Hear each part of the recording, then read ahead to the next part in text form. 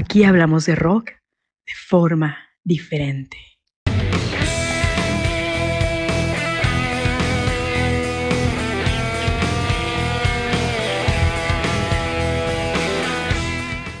Buenos días, buenas noches, dependiendo del horario donde tú nos veas. Bienvenidos a una nueva emisión de Conversaciones Rockeras.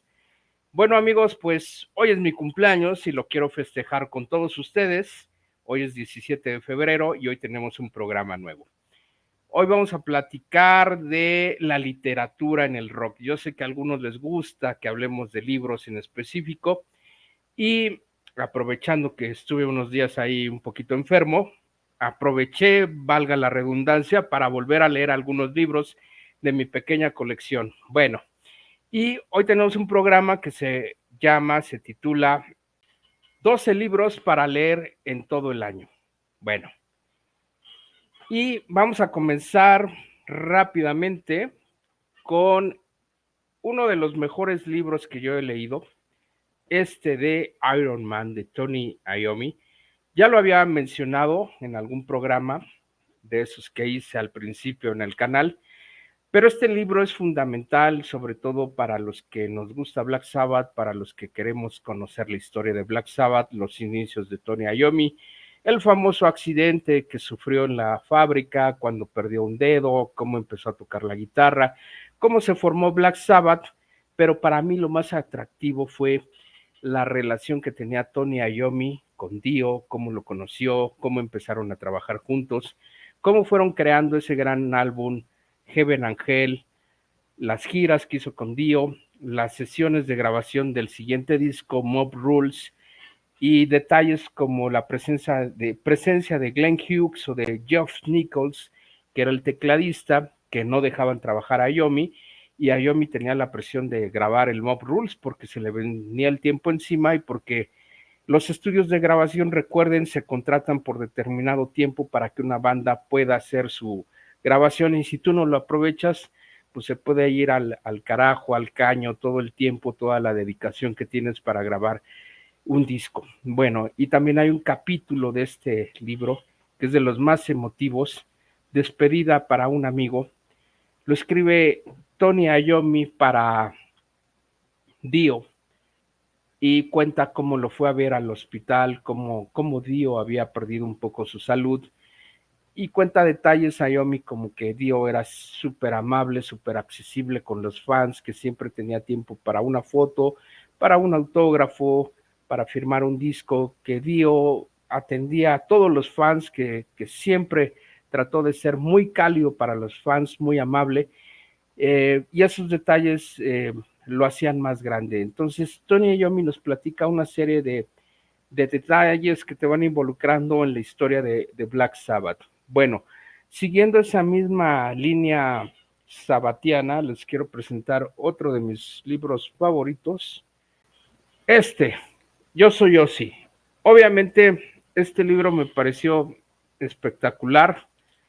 Yo primero compro antes que el de Tony Iommi, y el Yo soy Ozzy es sensacional. Está muy bien escrito por Ozzy, cuenta muchos detalles, cómo empieza Black Sabbath en sus inicios, los trabajos, oficios que él desempeñaba, las carencias que tuvo Ozzy en su familia, cómo se fue integrando a la música,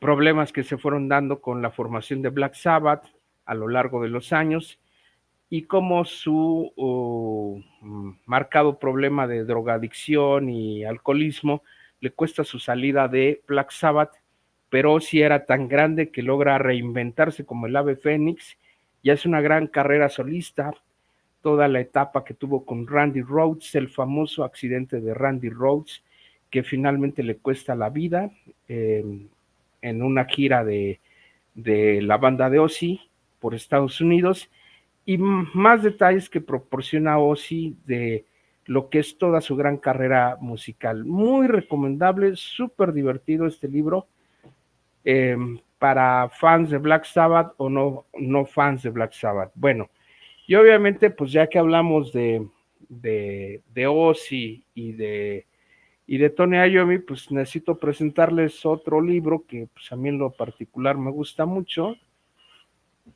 permítanme, ahorita lo voy a mostrar. El famoso Rainbow in the Dark, la biografía de Dio. Como ustedes saben, Dio es de mis cantantes favoritos. Yo tenía mucho interés en leerlo. Resulta que este libro, Dio lo empieza a trabajar, pero la muerte lo sorprende a él y prácticamente ya no pudo acabar de escribir el resto de los capítulos, pero lo concluye Mick Wall, un famoso historiador de Black Sabbath, pues una institución, si se me permite decirle ese término, porque sabe mucho de la banda, de Black Sabbath, ha escrito varios libros, y Mick Wall concluye el trabajo que dejó pendiente Dio a petición de Wendy Dio, que a raíz del fallecimiento de Dio, pues se ha dedicado a sacar libros, al documental que hizo. Es una gran referencia, si a ti te gusta Dio, este libro es súper recomendable, sobre todo hay un momento espectacular de Dio, donde él dice que está en la ciudad de Nueva York y ve la marquesina del Madison Square Garden, la gira del Sacred Heart, su tercer disco, y que ahí se dio cuenta él que él había hecho en el mundo del rock y que era 1986, que ese fue uno de los momentos más espectaculares que él vio en su desarrollo como artista, como cantante, y obviamente pues lo dejó plasmado en algunas letras, en algún capítulo para los fans, para que lo pudieran leer. Bueno, en esa misma tesitura de grandes cantantes, pues les tengo que presentar otro libro que me ha gustado mucho leer, el famoso Confess de Rob Halford. Esta es la edición que circula en Estados Unidos, pero días después conseguí este que se llama Confesión. Es una edición española, que una editorial que se llama Es Pop Ensayo son los encargados de comercializarla, y obviamente aquí Rob Halford pues platica muchas cosas, sus inicios en la música, cómo conoce a los demás miembros de Judas Priest, los discos que hicieron, las giras, los grupos con los que alternaron, que ahí Kiss y AC/DC son parte fundamental de la historia de Judas Priest, porque Judas fue abridor de esas dos grandes bandas. O bien hay un capítulo donde Rob Halford, muy emocionado, conoce a Andy Warhol, cómo se da esa relación, en temas pues que le interesaban a Halford, y que obviamente dejan ver su preferencia sexual, que siempre la tuvo, y obviamente al conocer a este ícono de Andy Warhol, pues él como que se voló, pero la realidad es que Andy Warhol no lo peló, así tal cual. Bueno, y pues tengo que presentarles otro de mis grandes héroes, de mis libros favoritos, Bruce Dickinson. ¿Qué hace este botón? Así se titula este libro, edición en español. Y obviamente Dickinson pues narra lo que fue su formación escolar en un internado donde él estudiaba, la relación con su abuelo, con la aviación, sus inicios en la música, su pasión por Deep Purple, luego la amistad que tiene con Ian Gillan, después su paso por Samson, cómo se da el contacto para entrar a Iron Maiden, los discos que graba con Iron Maiden, mil y un detalles que también nos proporciona Dickinson. Hay gente que cuestiona la veracidad de las versiones de Dickinson, de lo que está aquí escrito. Hay cierto sector de fans de Maiden, pero pues la verdad es que yo no me atrevería a cuestionar a alguien que estuvo en grandes momentos del heavy metal y que no puedes decir que eso no fue cierto, pero así hay gente, ¿no? Bueno, otro libro que es básico que ustedes consigan, sin duda alguna, es este de Los trapos sucios de Motley Crue, de Dirt. Es una edición española.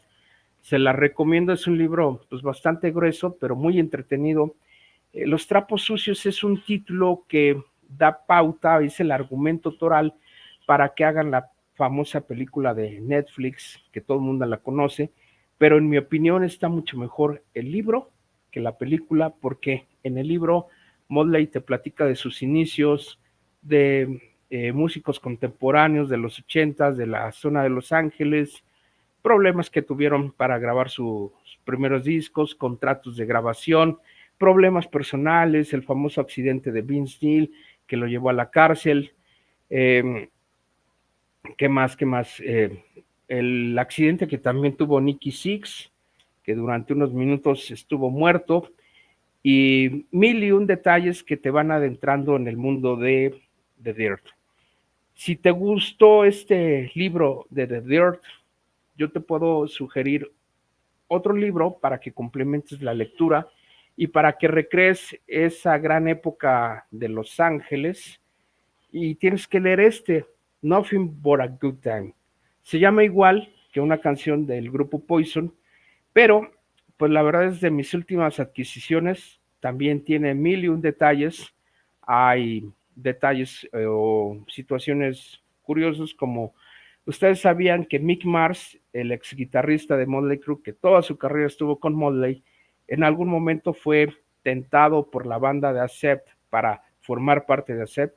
¿Se imaginan qué hubiera pasado Mick Mars tocando en Accept, haciendo pareja con Udo en el escenario? Eso hubiera sido increíble. Dice Mick Mars que no lo aceptó porque a los pocos días le dieron la noticia de que iban a lanzar el Too Fast for Love de Motley Crue y él la tenía que hacer en la vida porque tenía que pasar pensión alimenticia, estaba lleno de deudas y él tenía que triunfar como fuera. O bien, Stephen Pearcy, Warren DeMartini, Robin Crosby y Jake Lee, unos muchachos originarios de la ciudad de San Diego, se van de esa zona hacia Los Ángeles para buscar fortuna y fama para hacerla en el mundo del rock, y todos ellos se fueron mezclando, van formando una banda que se llamaba Mickey Rat, que después quedó simplemente en Rat, y de ahí tejen toda su gran carrera. Finalmente Jake Lee no se queda en Rat porque tiene diferencias con Stephen Pearcy y con el mismo Robin Crosby, pero después Jake Lee tocaría para Ozzy Osbourne en el famoso disco de Bark at the Moon. O bien hay otras historias como Brian Slagel, el famoso propietario de Metal Blade Records, el que hacía las compilaciones de Metal Massacre. Él tenía la intención de incluir a Motley Crue en el primer disco, pero dice Slagel que ya no lo hizo porque a los pocos días igual salió el Too Fast for Love y Motley Crue ya no necesitaba ese tipo de publicidad. Bueno, siguiendo y hablando un poco de la zona de Los Ángeles, pues es indudable que tenemos que mencionar al rockero rojo, Red Rocker, a Sammy Hagar. Esta es su biografía. Sensacional libro. Hagar empieza a platicar cómo conoció a Eddie Van Halen mediante un mecánico que les arreglaba sus autos deportivos. Él es el contacto para que Sammy Hagar vaya a una audición con los hermanos Van Halen, y al final Eddie le dice, oye, quédate porque estábamos buscando audicionar a Dio, a Steven Tyler, pero pues el puesto de cantante es tuyo, lo haces bien, quédate aquí con nosotros.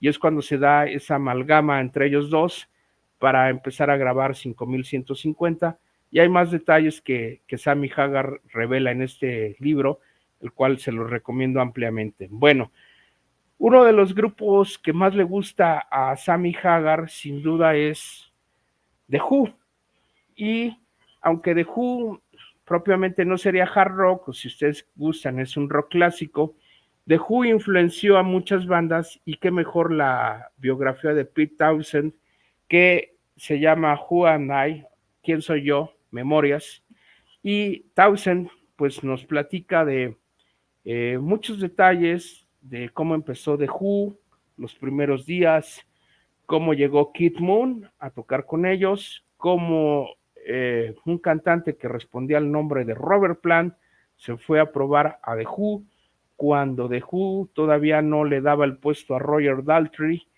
o bien los problemas que tuvo Pete Townshend para grabar el famoso Who's Next, que lo graba en su casa, que se inunda la casa de Pete Townshend porque vivía cerca de un río, y también pues una diferencia, un distanciamiento que hubo entre Kid Moon y Pete Townshend, porque resulta que Moon, a espaldas de Pete, registra los derechos de autor de la obra de Tommy de The Who, y eso molestó muchísimo al guitarrista.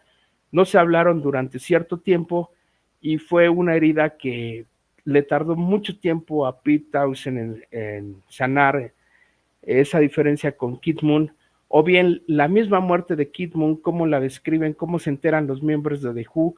Son 1001 detalles que vale la pena leer en este libro que les estoy recomendando. Bueno, siguiendo con otro gran músico del Reino Unido, pues tenemos al creador, al creativo de Tin Lizzy, Mr. Philip Lyon, o también conocido como Phil Lyon. Esta es una historia de éxito porque Lyon se repuso a discriminación, segregación racial, y pues él tuvo que abrirse paso en un mundo que era dominado por gente rubia, que vivía en Londres, que era gente acomodada. Le tocó lidiar en los tiempos de David Bowie, y él sabía que tenía que ir a Inglaterra para competir con los mejores, para abrirse paso él mismo y para que su banda irlandesa tuviera un nivel digno, fuera reconocida por propios y extraños. Y aquí Phil Lyon te platica 1001 detalles de lo que fue su vida, y también el autor que escribe este libro, que es Graham Thompson, él menciona cómo hubo un momento donde Gary Moore, hermano de toda la vida de Lynott,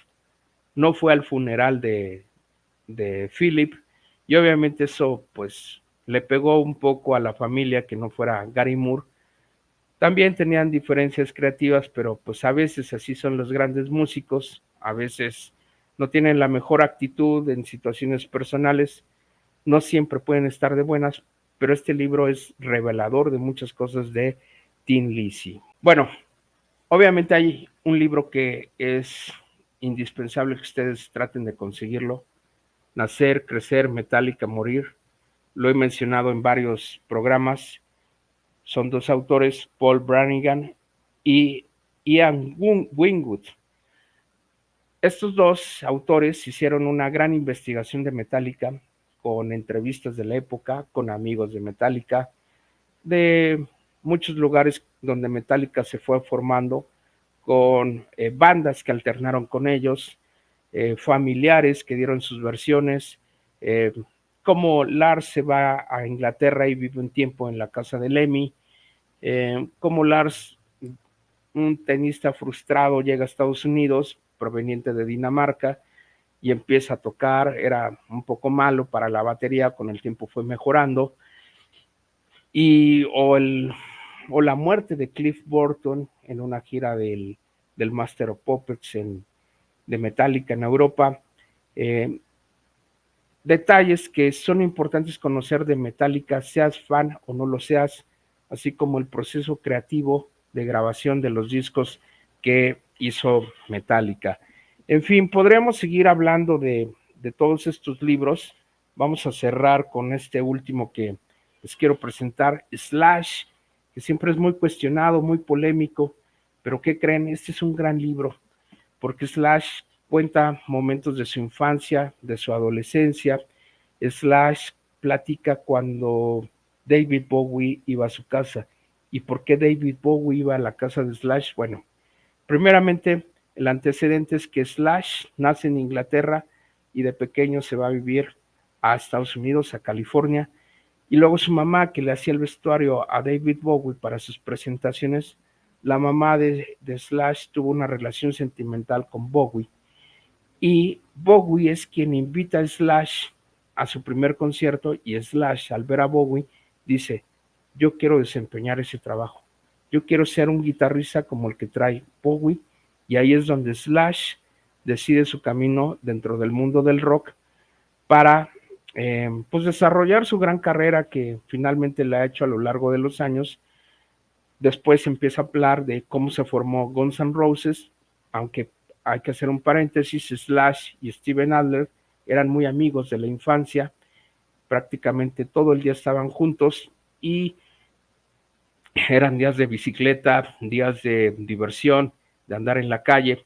Slash pudo haber sido ciclista profesional, no de ruta ni de montaña, pero sí de esos ciclistas extremos que hacen brincos y acrobacias. Slash tenía un contrato que le ofrecía una marca de bicicletas para que él fuera ciclista de esa clase, pero la música lo jaló más.